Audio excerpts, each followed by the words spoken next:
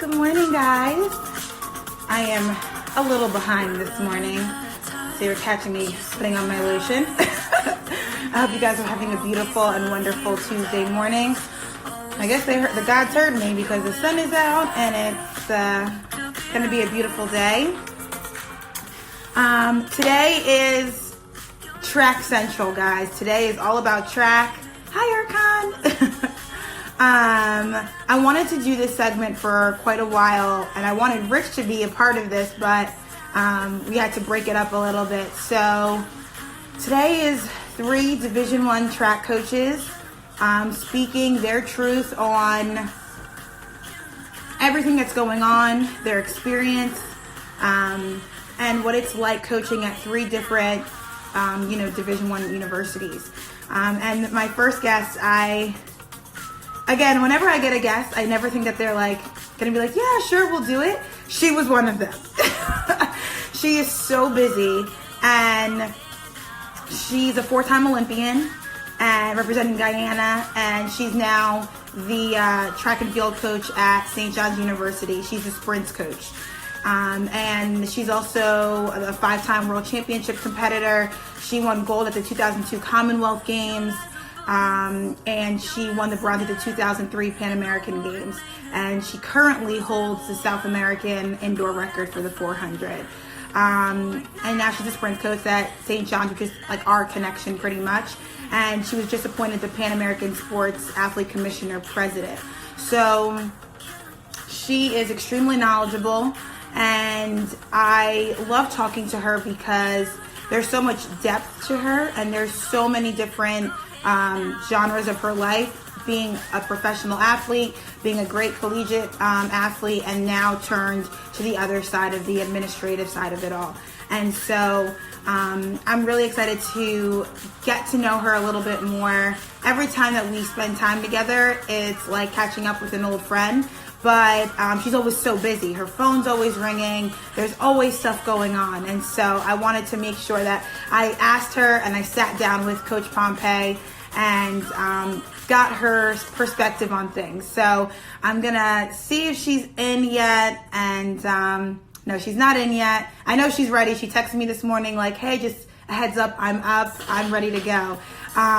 But please, guys, please, if you guys have questions, on the bottom of your screen, you'll see a little question mark in a square. If you want to ask a question, please, just write your question in there or write in the comment section, because I know a lot of athletes out there have questions. So please make sure that if you have it, write it out, and I will make sure that I get to it. I do know that a lot of people have questions for Division I coaches, so I wanted to make sure that this segment was all about you guys. I have a few questions that I'm going to ask, but they may not be exactly what you guys need. But I thank you guys for joining me at this time of day. I usually do it around noon, 2 o'clock, but I wanted to make sure that I got her in, and I made sure that we asked the question. So again, I'm interviewing Coach Pompey. She is a 4-time Olympian for Guyana, and she is a 5-time world championship competitor and won gold at the 2002 Commonwealth Games. So I'm really sorry if I was a little bit late this morning. It was a rough morning. I hope you guys understand. But thank you guys all for joining. As soon as Coach Pompey, I think she just joined, so I will make sure that I add her so that we can get started. Let me pause my music. I can cue up the audience, because you got to get the audience all ready. Let me make sure. There we go. I got her. Oh, she wants me to, okay, sorry. She has 2 different. Here we go. Sorry, guys. There's always going to be. All right, Aliann, I see you, but it's saying unable to join. So guys, make sure you guys get your questions ready. If you guys see that little question mark, put your questions in there and I'll get to them ASAP. I want to make sure that all of your questions are answered. Everything that you guys want and need is there. So let me try and.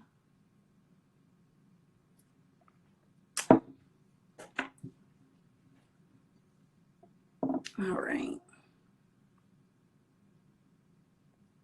Coach, it's not letting me like add you. So if you want to go through your invitational page, because it's not letting me join you the other way, just so you know.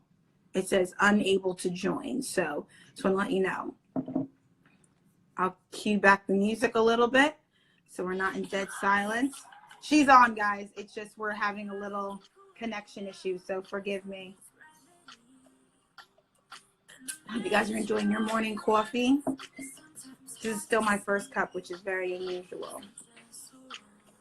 Do you know why it says this? I don't know why it does. It's saying that it's unable for her to join. That's the first time. Morning, Rich. How you doing, buddy? Guys, we're just waiting for her to join. She's having a little bit of technical difficulties, so as soon as she joins back, I'll make sure to add her and we can get started. Love you. Ken will be back for Ken's Corner in a second. Hey, Rich. But make sure that you guys have your questions in that little question mark for Coach Pompey. Ask her anything. I have questions that I have already for her. But again, if you guys have any questions, I know one of my athletes who's watching asked about a specific like college question. And so I want to make sure that I get to everyone's questions. I don't know why it's not letting me. I don't know what's happening, Aliann. I'm so sorry. It's just saying unable to join. So let me know if you want to go through your other page and we can do that. This has never happened. We've had some connection problems, but we'll do a little Drake.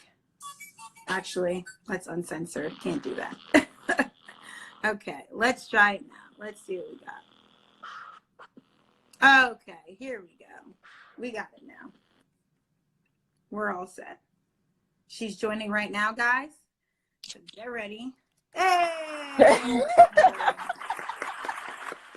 It would have to be me. Oh my God. I was like, I've never seen this before. What is that? What like, kind of parental permissions do I need to get on Instagram? Is there an age limit? Is that what it is?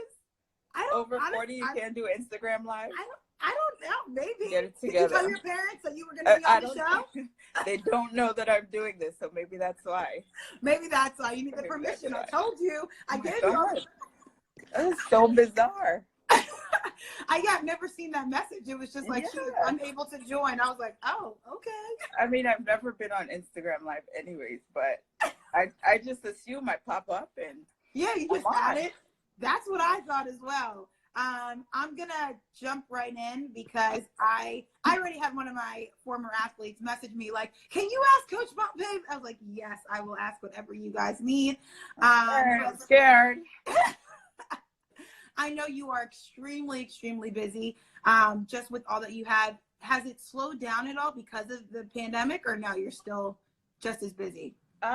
It's slowed down recently, I think, but you know, with both Pan Am Sports and St. John's University, and to some extent the things that I do in Guyana, there was a mad rush to get information out. For Pan Am Sports, it involved letting the athletes know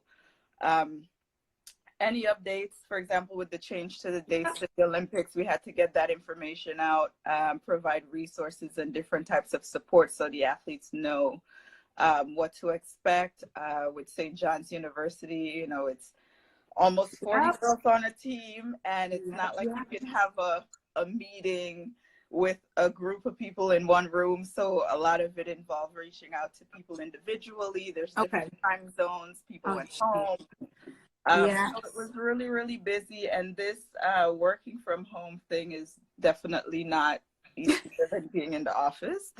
No, it is not. I can imagine a lot of people have said, they were like, I don't know how people can work at home because I just get distracted. And I'm like, I can imagine that because I'm home and I'm like, oh man, we need to do that. That needs to be updated. We need to do that. I need to clean that. I need to do this. And I have to literally tell myself, and my husband's like, sit down, go sit down and just calm, like, because there's just so much to do at home. And I tried to build him an office and you really got to find like that, because he's a teacher. Okay, He has to teach his whole class. So I'm like, I don't know, go in the front room, do what you got to do. So I know that it's a big adjustment for people. And I know that for you being a coach and for the Pan Ams, sitting at home is not something that either of those jobs require. Not ideal. It's not ideal. And the fridge calls me a lot. And, you know, I do like working out, and I have a couple bars and bands and med balls and stuff here. And, you know, my front door is literally right here. And so once in a while, I'm like, all right, I'm just going to knock out some push-ups and come back. And an hour later, after I posted a couple workout videos, I'm back trying to focus. I got you. And I know that that's one of the biggest things. And I know that's a big question that a lot of athletes do have is, how do you stay motivated to work out? So what are you telling your girls to do right now during this time? I mean, what I'm telling them now has changed over the last couple of weeks. In the beginning, you know, it was very important that everyone was inside. I don't think we had enough information about, you know, how the virus is transmitted, the seriousness of it. So everyone was just stay inside, don't go anywhere, don't do anything. So to them, I was giving a lot more advice about staying flexible and mobile, right? So body weight stuff that you can do inside, even for me, and I'm no longer an athlete, you know, with all the sitting and laying down and eating that I was doing inside, I felt like my back was getting very tight, my hamstrings and glutes and stuff like that. So I was telling them, you know, make sure you stay flexible, stretch a lot, do a lot of the mobility drills that you can do inside. Some of the sprint drills that you do, you can make them static and just stay in place and just make them mobility drills instead, and start with that. So now we have people that, you know, they go outside every couple hours of the day and do certain things. So now we're able to do some more things. We're able to add some other strength stuff, some running and different things that they can do now with the limited time and space that they have. Yeah, I mean, I know that you were saying you're in New York, correct? I am in New York. So I know that obviously you're my queen. Oh, I like it. What does it say?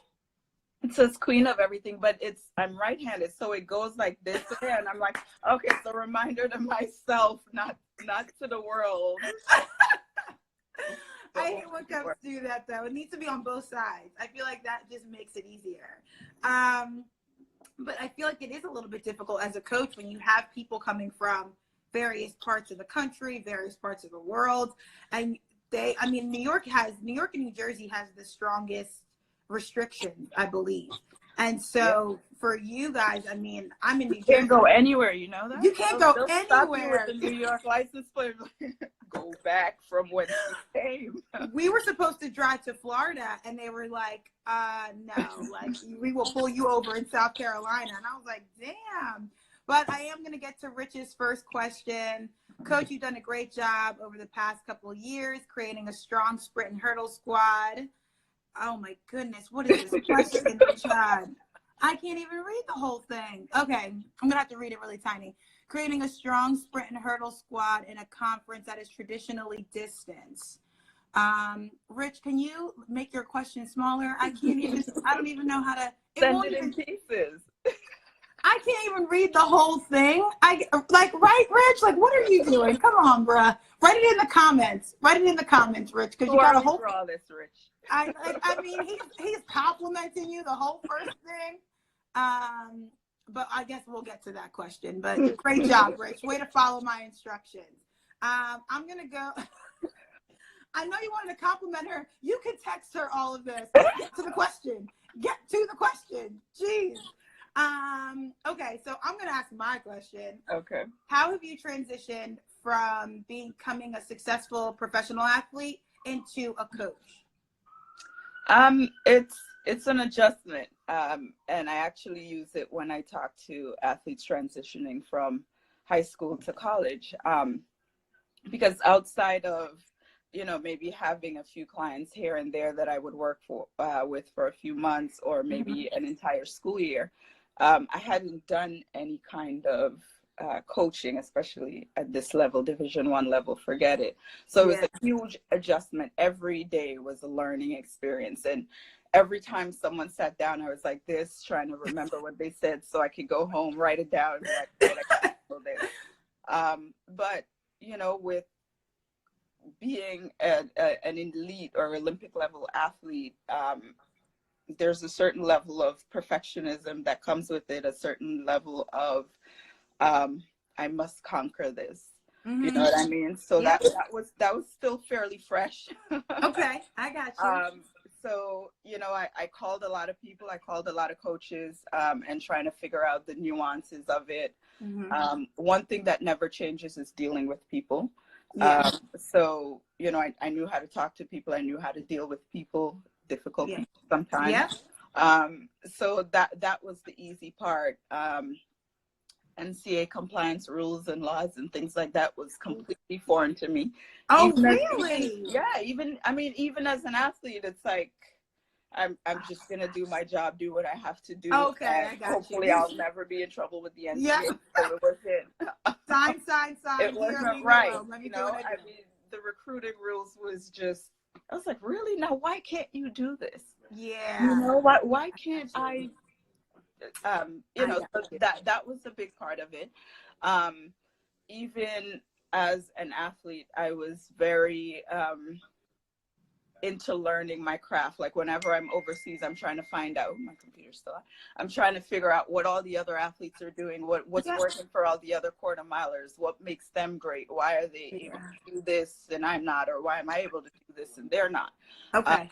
So, you know, I took my level 1 certification before I even retired. Actually, I think I took it 2 or 3 times because it kept expiring. But, you know, that's the kind of commitment I had to learning as an athlete. So that made the transition easy, but there was just certain things that I just wasn't prepared for. And then I felt like the things that would make me a good athlete would probably make me a horrible coach.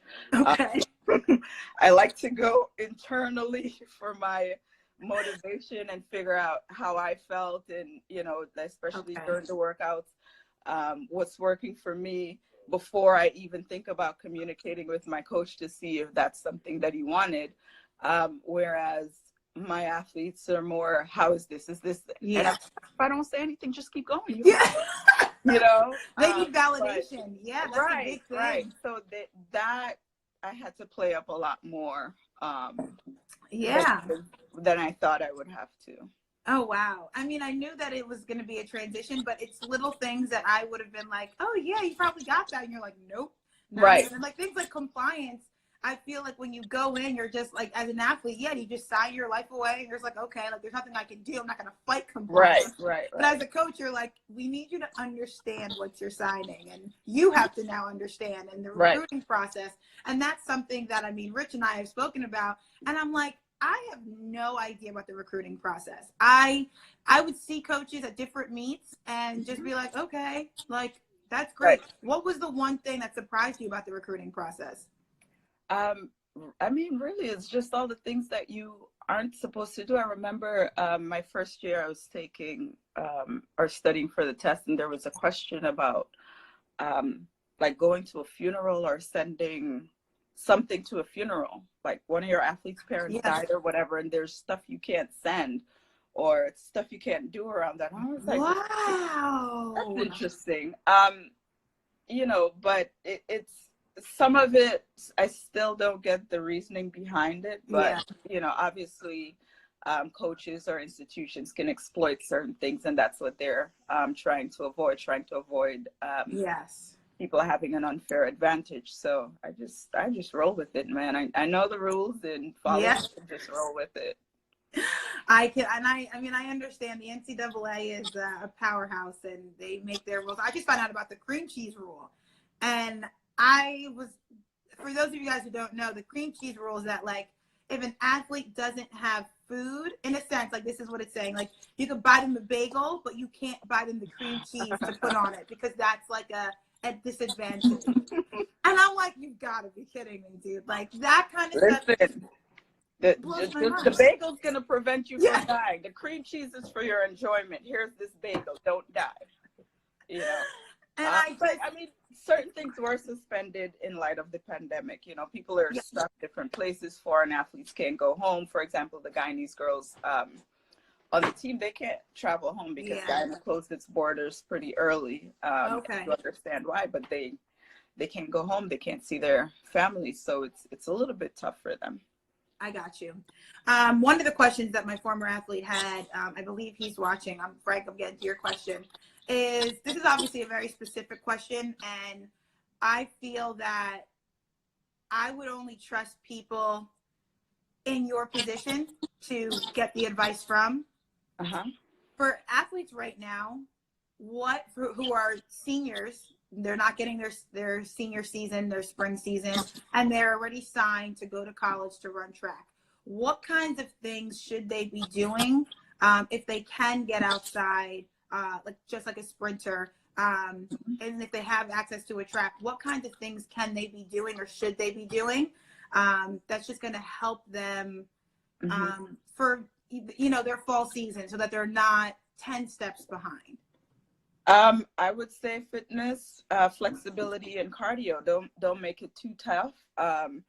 You know, obviously everyone's going to have limited access to medical backup, whether it's physio, Yes. massage, and any kind of rehab. So I would say don't put yourself in a situation where you could get hurt. So stick to the basics, right?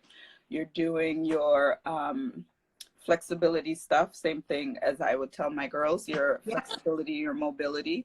I would go for more longer runs and longer intervals rather than focusing on the speed stuff. Again, you don't want to get hurt. Yeah, like fartleks. That's what I. Right. Okay. That's that sort of stuff.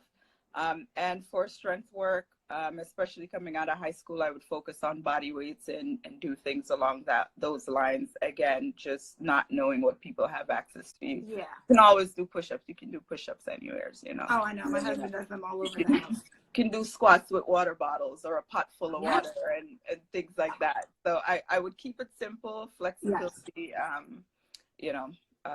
being key, cardio. Okay. Just got to make sure. I mean, I feel like everyone is now a trainer. Like everyone's posting their workout videos. Everyone's giving advice. And I'm just like, look, bruh. I'm like, I have a coach for a reason. I'm not out here giving hosting these sessions. So I'd rather ask, the coach that actually knows. But Frank, hopefully that answers your question. He is off to college next year. And so he wanted to make sure that he was doing everything necessary. He's an outstanding kid, really, really works hard. So you said that, you transitioned well. It was a lot of learning, and I completely understand that. Mm-hmm. Have your athletes responded well to your coaching style? I think so. With the first year, especially with the upperclassmen, the juniors and seniors, they've already made this transition from high school to college. So they were kind of set. They had this amazing coach, Yvonne Harrison, that came before me. She was an Olympian as well from Puerto Rico. So she had a totally different methodology and philosophy from me, even though we were sprints and hurdles coach.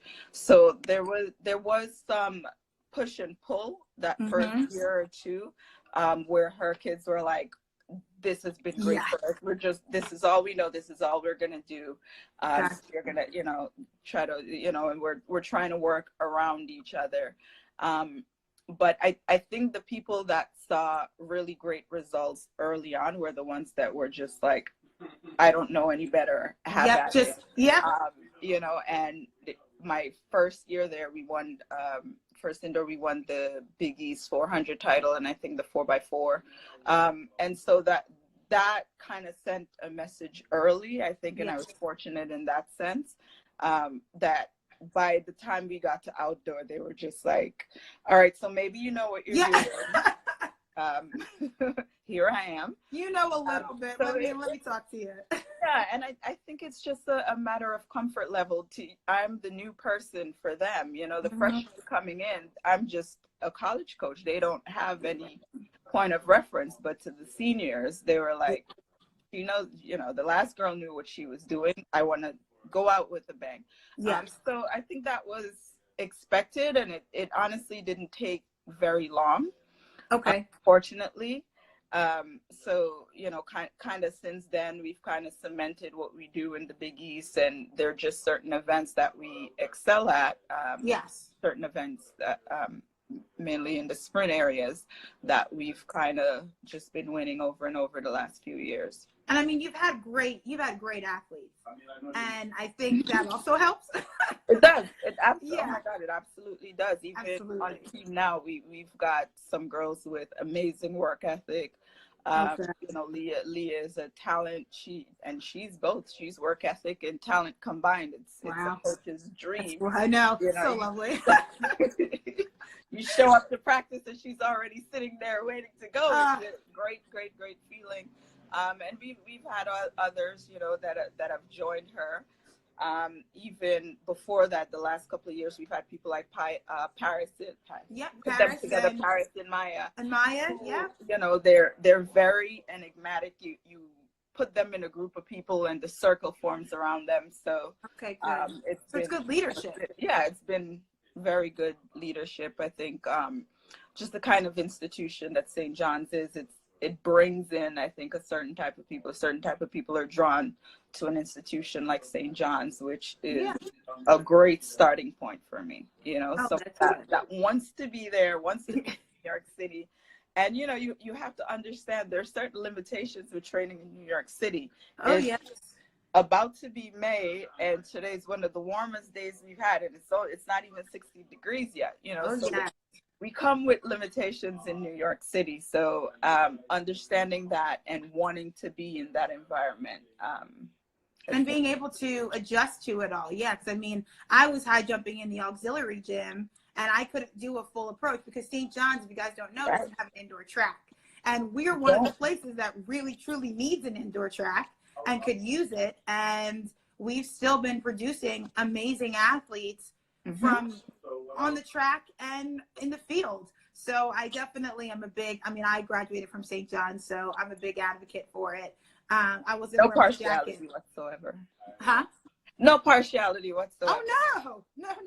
Just kidding. Yes, absolutely. I don't even care. St. John's. And we love you there. There's a giant life-size picture of you up there. Oh my goodness. It's crazy because when I was there, I feel like I never felt the love, but as soon as I graduated, I was like, damn, y'all really love me. Thank you so much. Really? Did you feel it there? I feel like I'm surrounded by the Priscilla worship now. Oh no, it is definitely not, because I was very I was like all over the place. You know what I mean? Like I wasn't like super focused into sports because I always wanted to model. That was an act. Like that was all I wanted to do. And but then after a while, I was just spending all my time with Coach Hurt on these like trips to NCs and stuff like that. And I really didn't think I was that good. I was just like, this probably happens all the time. 10th place at the NCA is not that good. Okay. Again, when you see all these people like Brigida Barrett, and then you have all these crazy sprinters, I'm like, I'm the only person from New York, like from the East Coast, like Northeast. I was the only person. I was like, oh, hello, what's going on? And then I would go to like Texas, and I was like, this is a university? Oh my goodness. So I definitely, I love my time at St. John's, and I think it's amazing that you can do as well as you do without the resources that every other D1 university has. And I think at St. John's. Oh yeah, it challenged you as a coach. You got to figure out all these little ins and outs and how you're going to make it work. Because we were doing 200s in Carnesecca upstairs because there's only that little strip of Mondo or whatever it is, like the track surface. So I think you've done a great job. And I think what Rich's question was, it is a distance based like area. Everyone really, it's heavily focused on distance. How did you, I guess, work around that and I guess recruit these girls? Sorry, that's it. Oh wait, that's right. You're married now. Yeah, I'm married. I'm married. Yeah. It ain't no random. It ain't no random white guy. Nope, it is my husband. Yeah, it's him. Always the same. But did you feel like, how did you recruit these, like a Paris and a Maya to come to St. John's with the resources and it being a predominantly historically distanced kind of school? This is something that I don't, even to this day, I don't do it often, but I think my first 2 years I was just forced to. I had to recruit to my strength, which is sprints and hurdles, and I really had to use my background and myself as the selling point to get them there. A lot four-time Olympian, no big deal. No big deal. And doing it from New York as well. I've spent my whole professional career training and basically competing indoors in New York City. So I knew what it took. I knew it wasn't going to be easy, but I felt like I was an example of it being done. So I sold that to them. And then, you know, obviously it's a great institution. For a lot of the majors, it's in the epicenter of everything. So talking to them from that perspective got me in the door. And then with the athletes doing well, especially in the events that I was recruiting and coaching, that helped a lot. But those first 2 years, I've never talked about myself so much to the point where I was uncomfortable, like, oh my God. You're like, oh geez, yes, I know. I hope that came across the right way. You know, I think about the difference in personalities from 100-meter runners to quarter-milers. And I feel like 100-meter runners, you know, are more likely to speak in the third person. And whereas quarter-milers, we're a little bit more, you know. Yeah, I completely understand. Right? So that was something that some 100-meter runners here don't at me. Oh, you know they got to be in your DM. I know. My phone's already buzzing. But that was something that I had to get adjusted to. All right, I'm going to switch it over to one of our questions. Oh, we've had a lot. How did I miss these? Have you done the IAAF coaching education course? I did a seminar. They had a seminar in Guyana a few years ago. I did one of those, and then they had something for women in sports that I did, but I haven't done any of the IAAF coaching seminar. I've done couple here in the US with the Coaches Association, and then with USATF as well, 1 and 2. Oh yes, you did the level 2 at St. John's. At St. John's, yeah, we hosted it. What was it, last year or the year before? And I did it there. It was a perfect opportunity. I mean, it was home.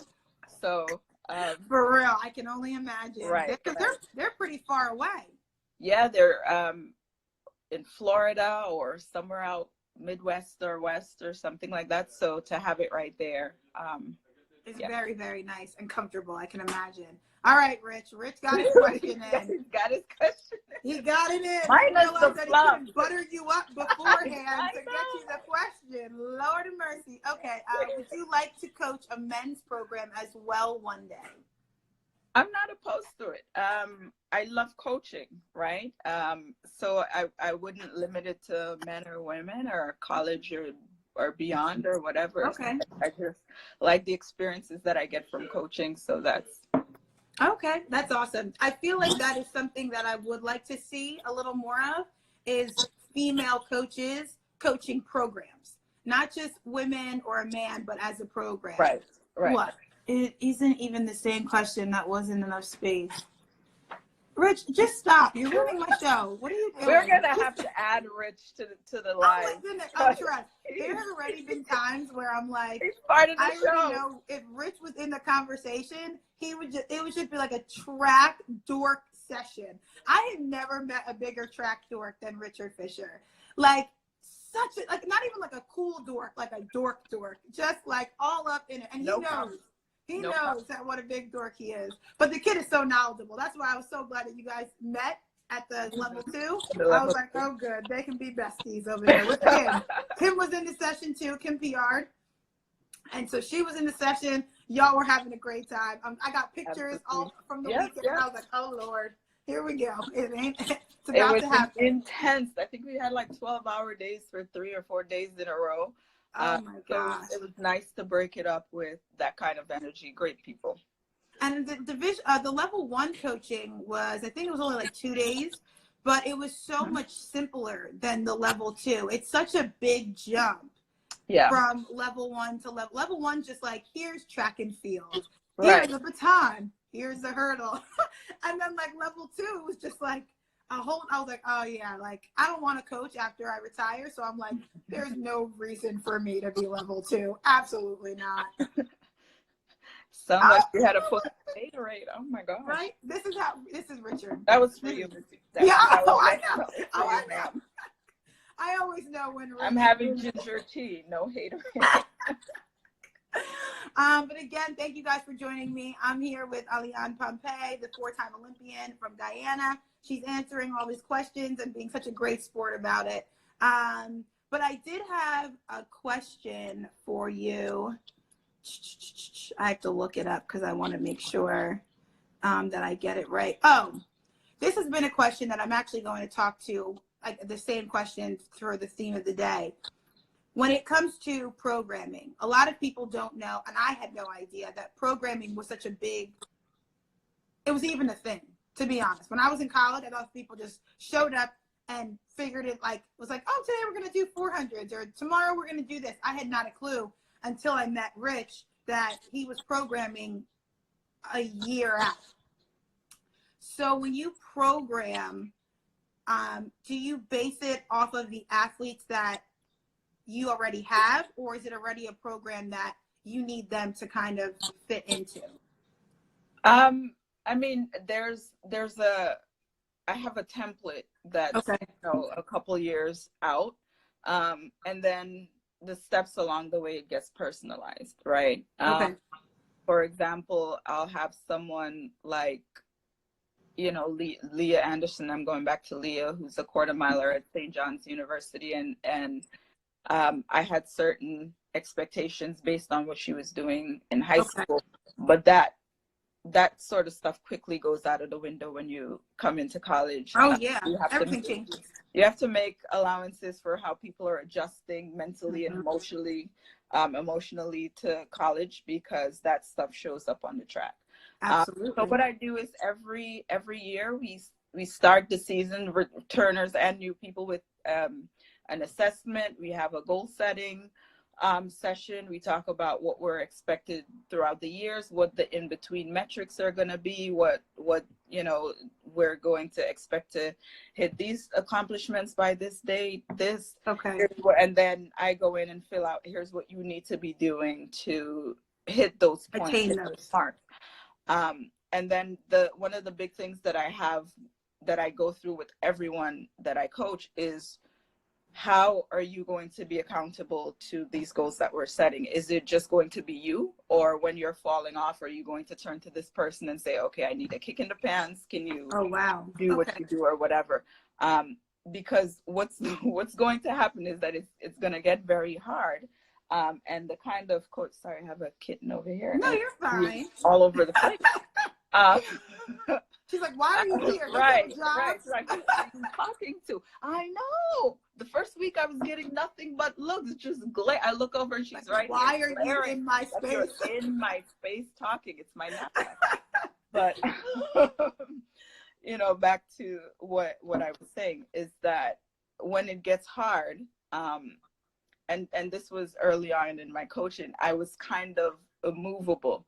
Like, okay, we set these goals, that this is what you have to do. You have to figure out how you're going to get here, because to hit these. I'm a little bit more fluid and can talk the athletes back up to where they need to be. But, a part of that is, outside of me and you, is there someone else or something else that is going to help you remain accountable? Because at the end of the day, we have objectives that we want to achieve at St. John's. We've been trying since I got there, since before I got there, to win the Big East title, which as a program we've never done. And it's going to be hell and powder house, but that's what I want for us. I want to win the Big East title, so that's what I want. And when you have that capability and you have the talent on the team, we have the talent. We have to get it right at that moment. Exactly. And that's difficult. And so, it is so many girls. difficult, and to get the athletes to stay with that dream and have ownership and accountability in it, you know, is what it's going to take. So I want to make sure that from the beginning they understand that this has to be something you want. This has to be something that you're going to commit to, especially, you know, when things get hard. Do you think that there are resources in college that you want the girls to use, such as a sports psychologist, nutritionist? Are there things that you recommend the girls to use while they're there to help them be accountable? Absolutely. I think the nutritionist was a huge thing. We, at least at my school, we didn't have that, you know. So I had to depend on the good judgment of my South American parents to tell me how to eat, and what to eat and what to stay away from. But I think the nutritionist has been really, really helpful. And the nutritionist that we have at St. John's, it's not just, you know, weight loss or whatever. It's specific to athletes. So they're understanding the requirements of an athlete and understanding that their eating habits are going to be a little bit different, even at different points in the year, depending on what we're trying to achieve. Sports psychology, absolutely. Division I has changed since I was an athlete. It's much different. There are a lot more requirements on and off the track for athletes now. Their time's been pulled in, and attention has been pulled in 20 different directions. So I think that's another helpful tool. And one of the biggest things that I say to them is that you have each other. You know, to this day, anything happens, if I need a lawyer, a doctor, an accountant, I'm calling someone of my old teammates. You know, because you don't think of it, but that's your network. It is. Right? Those are the people that you're going to go through life and you're going to need, or you know, whatever. So I keep telling them it's each other. You know, it's you guys against me sometimes. And I have so much respect for college coaches. Now, of course, now that I'm out, because when I was there, I was like, I don't know what y'all talking about. Like, let me live my life. And now I'm like, wow, a college coach has to now take their recruits and make sure that they're good on the track and off the track. And not just in school, but just mentally, just making sure they're making the right decisions, you know, making sure that they feel good about themselves.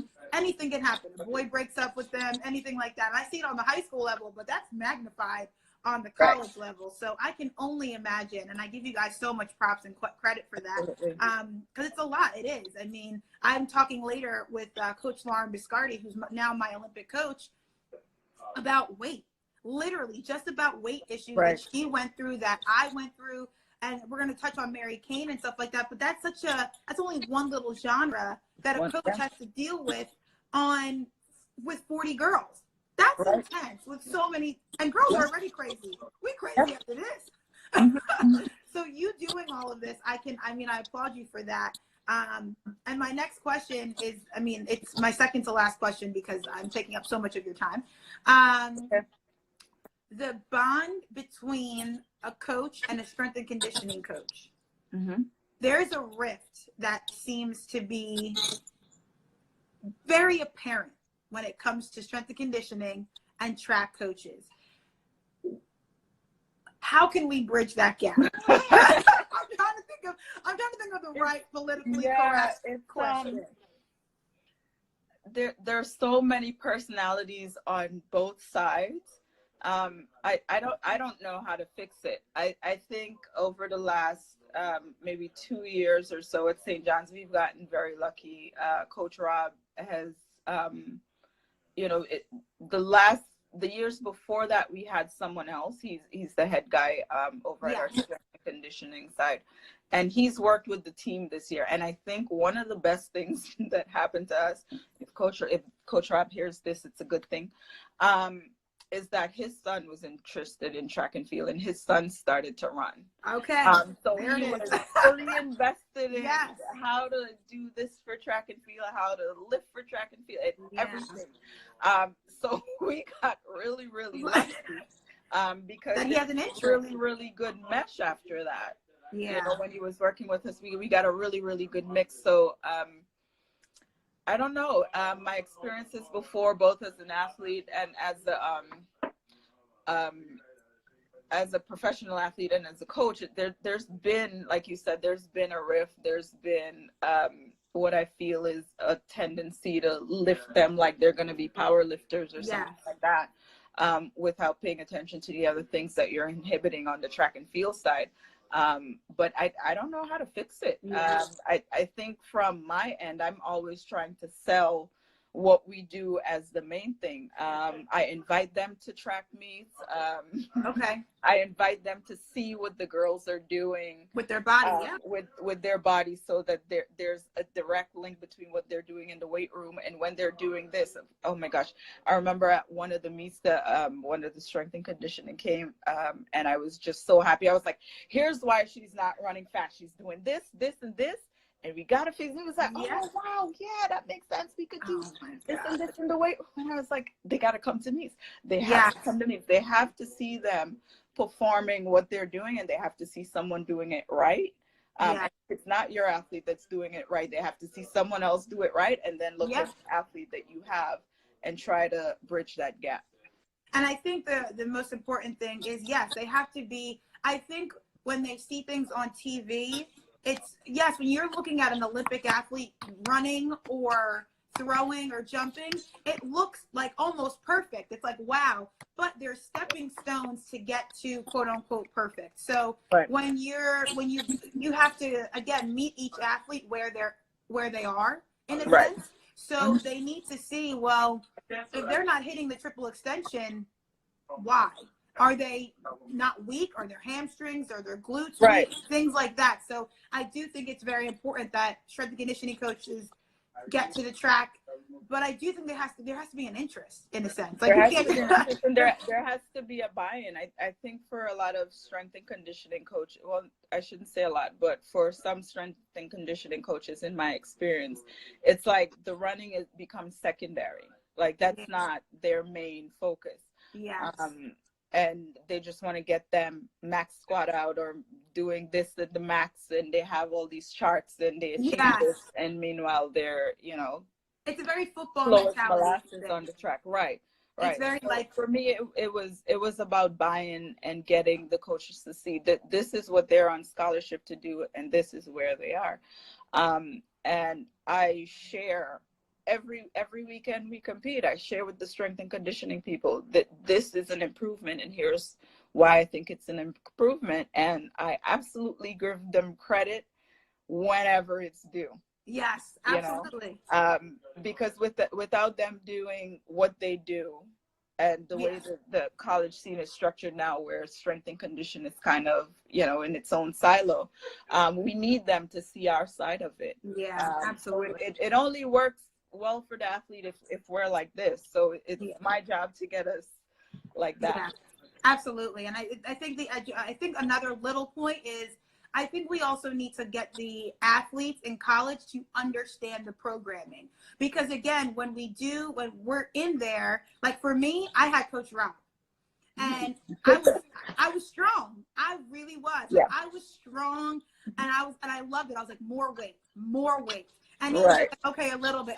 But if me as an athlete, if somebody would have said more weight doesn't get you the heights, then like, oh, well, I think the athletes at a college level need to understand what programming is and what you're actually trying to get them to do. Because I feel like that would have helped me, just the understanding of the blend between strength and conditioning and the programming from a track. If they would have all come together, I feel like it would be great. But again, there's egos, there's pride, there's a whole lot of things going on. So. But I think the conversation needs to be started. Last question is, congratulations on becoming the Pan American Sports Athlete Commissioner President. That is absolutely amazing. I am going to give you a nice round of applause. That is so wonderful. My audience loves you. How is that going? I want to thank you so much, first and foremost, for being the president on behalf of the athletes and speaking for us. Antigua is part of the Pan Ams, and I appreciate you. You've done such a great job representing, because obviously you've seen both sides, so I appreciate it. How is it going, though? It's going. I have a great commission. you know, and we're all voted in by the athletes. The athletes decide this is who we want to speak for us. This is who we want to represent us. So back at you. Thank you for, Madam President. I was miscorrected. Madam President. That's I'll right. take I'm it so on sorry. Instagram Live. I'm Madam President. I'll absolutely take it. So, thank you all for voting for us and for making us your voice. So we go into it with this huge responsibility in that we have to kind of keep in touch with you guys and figure out what it is you need us to say. What are your perspectives that we want to get across? So the job for me and this commission has been, how do we open up that means of communication more so that whenever we go into a room, wherever the decisions are being made, we're saying these things on your behalf. And you were part of it a couple weeks ago. We had our first kind of web meeting where the athletes from the region got to sit on, we were on Zoom, right? Yes. And say exactly how they're being affected by the change in date and the different things with the Olympics being changed, and what other resources they need and what other questions that they have. Because I'm in and out of these meetings with Pan Am Sports, with the IOC, and with ANOC. So just making sure that I play a good bridge between the athletes and the decision maker. That's kind of been my focus. And the other commission members, we have 7 other members on the commission, they're very much in tune with that. The good thing is we cover a good array of sports. None of us are in 2 of the same sports. Everyone is from a different sport. So we try to get everyone, we try to network with everyone and get every perspective that we can, so that we're asking for the best decision to be made for as many people as possible. Yeah, I mean, you guys have done a great job, and I absolutely want to be a part of Pan Am Sports later down the line.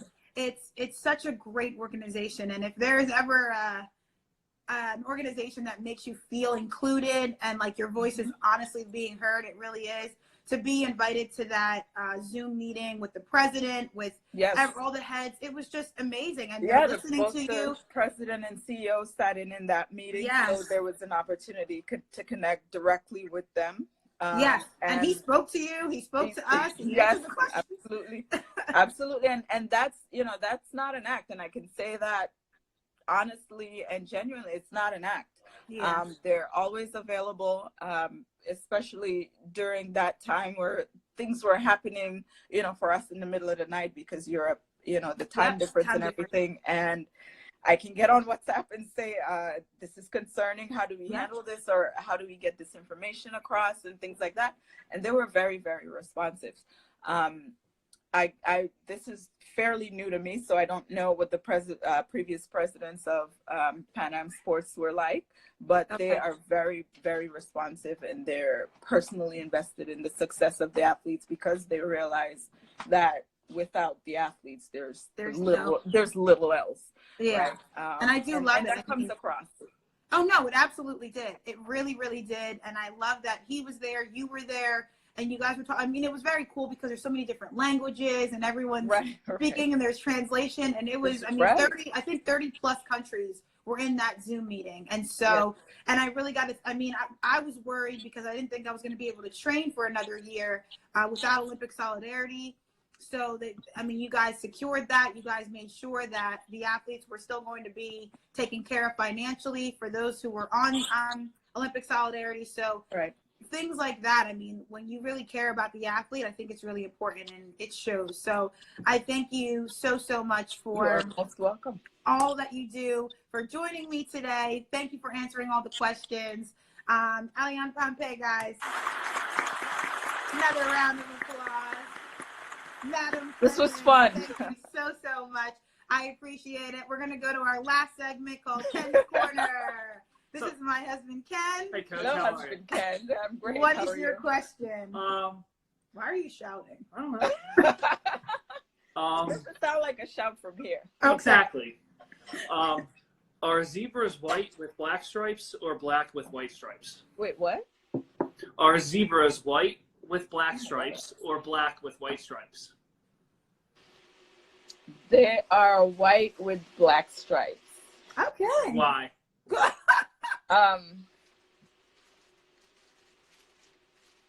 Because if black was the underlying color, the white would look more gray. I don't. That's a very good defend. Way to go. Thank you for that. You're done, Ken. I wasn't ready for that. He always acts like thinking about that all day now. I'm like, huh. He literally was asking like other people like weird questions, and then like Natasha, he asked like a regular question, and I was like, "What is this? What Oh, that's not fair." I know. I'm sorry. I don't screen the questions. Maybe I should start. I'm very sorry. But thank you. Someone said it's funny she has a zebra pattern behind her. I literally wasn't sure if that was just like black and white stripes or zebra. It's black and white. Actually, I have a niece that she's an artist now. She did this when she was, I don't know if you can see it. Yeah. She did it when she was about 11. What? And I bought it from her. I was like, I want to be the first person to purchase to have your art, so that when you're famous, I can sell this for millions. Yeah. 11. Put a down payment on a house. Right. Thanks so much. I appreciate it. Exactly. $50. Thank you so much for being with us. Guys, follow Aliann. She's great. She'll help you and make you a better athlete. If you guys if there's any females out there that want to go to St. John's, she's the person to talk to.